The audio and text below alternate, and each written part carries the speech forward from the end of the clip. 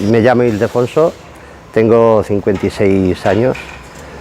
Actualmente estoy trabajando con contrato indefinido y bueno, uno de los motivos por el cual encontré trabajo fue gracias a Grama Impulse.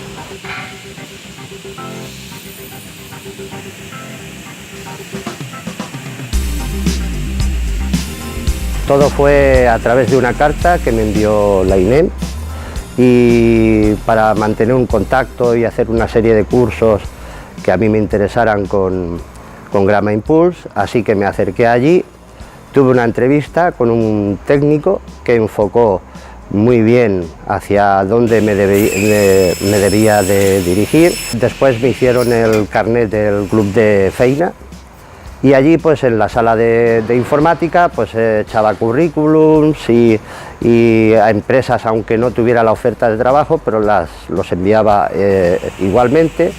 Y luego tuve la suerte de que en las ofertas que dispone Grama Impulse encontré una oferta que era Nudal, actualmente en el que estoy trabajando, y vine a hacer una entrevista, hice una prueba, estuve unos meses trabajando y gracias a Dios actualmente estoy fijo, estoy con contrato indefinido.